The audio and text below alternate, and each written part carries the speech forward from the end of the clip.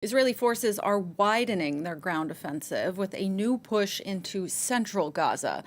On the diplomatic front, peace talks in Egypt this week appear fruitless. Israel and Hamas have been unable to agree on conditions for a new truce.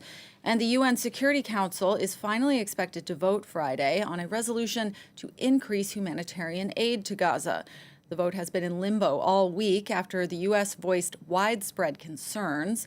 The original draft called for a sustainable cessation of hostilities, but the final version calls only for creating the conditions for a cessation. The U.S. ambassador to the UN rejected claims the latest draft is watered down. For more on this story, we're welcomed by Gilbert Ashkar. He is a professor of development studies and international relations at the University of London. Thank you for being with us here today on France 24. Thank you. The week after Hamas attacked Israel, you wrote a post on your website titled Gaza, the Impending Catastrophe and the Urgency of Stopping It. Is what you feared and predicted would happen coming true? Unfortunately, yes, absolutely. That's what is happening. I mean, one could expect that after October 7 and the unprecedented scale of the attack by Hamas, Israel would react in an extremely violent manner, far beyond anything that happened earlier in the Israel Palestinian conflict, and actually at a level which goes beyond anything we've seen in wars in recent times. I mean, maybe you should go back to Vietnam, the war in Vietnam, or even beyond that, to the Second World War, to see any level of destruction, and especially such intensity of destruction. This has never been seen. Probably since Hiroshima, one could say, because this is equivalent when you think of the fact that this happened in a couple of months. This is equivalent to the use of a weapon of mass destruction over a civilian population.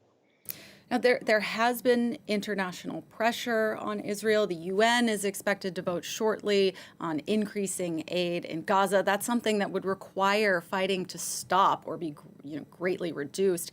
But is that possible with peace talks appearing to be going nowhere right now? Absolutely. The United States is covering completely for Israel.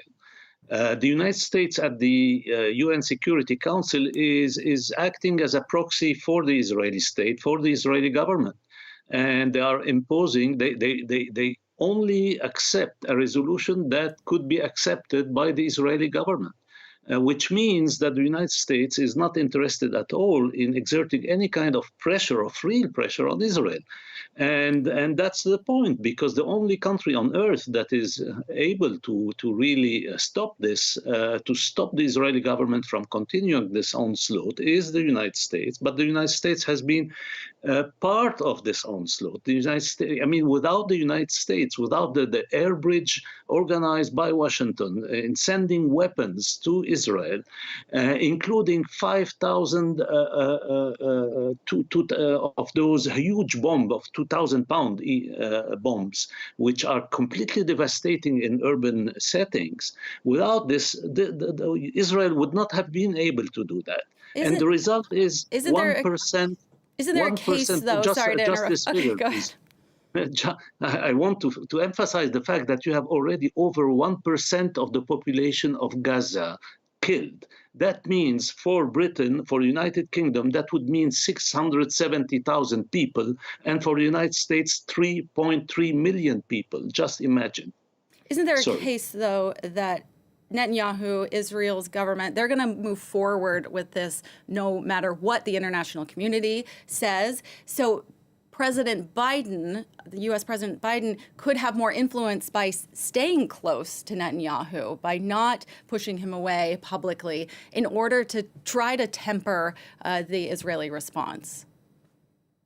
Well, if the argument is that in order to be able to influence the course of a genocide, you support the genocide, then, well, where does this take us to? I mean, no, the issue is the very idea from the start of supporting Israel unconditionally without putting any limitations to what Israel can do, and even by providing Israel with the worst kind of weapons to do what it has been doing, is what led us to where we are. And the goal of eradicating Hamas doesn't mean anything in such an environment other than, a massacre of genocidal proportion, which is exactly what happened. And this could, as you mentioned, could have been, was very much predictable from the start. I predicted it, other people predicted it probably, but that was obvious. That was obvious that is what was going to happen. The only country that can stop that is the United States, and it's definitely not doing that. Joe Biden has chosen to go along with Israel. And anyway, now he put himself in such a position that where it's rather difficult for him to retreat because of the Republicans and the right. It's been unpopular with voters in the United States as well, which is something he's important to him with an election coming up. I want to make sure we have time to touch on the peace talks a little bit more. It just seems like there's nothing that can be agreed upon here when Netanyahu is promising we're not going to stop fighting until Hamas is eliminated, and a Hamas representative says that no hostage negotiations can happen until Israel ends hostilities. So is there any light that can be found? No, unfortunately, I see no light. There might happen, you may have another truce of a few days, but it's clear that Israel won't stop what it started. And it's just going to move to another phase that is probably by the end of this year, that is in very few days, they will have finished their main operations those involving the progression on the ground, and move to what the United States has been also requesting, which is a lower intensity war. That is, they will just keep one section of Gaza, which is the Rafah area, without invading it, because that's where you would have this concentration of displaced persons, and there are already, 85% of the population have been displaced. You have now in Rafah close to the population there is getting close to 500,000, 1 million, and in terrible conditions, absolutely terrible conditions. There was an article in the U.S. press explaining that, for instance, you have one toilet for 1,000 person there, not to mention, of course, everything that you mentioned in your report about hunger and the rest. So that's absolutely terrible, but Israel will carry on lower intensity operations in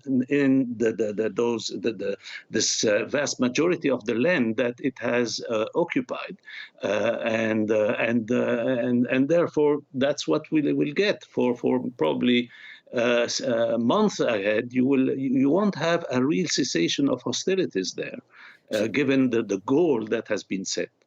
Joubert Ashkar, thank you so much for taking the time to speak with us and share your expertise on France 24.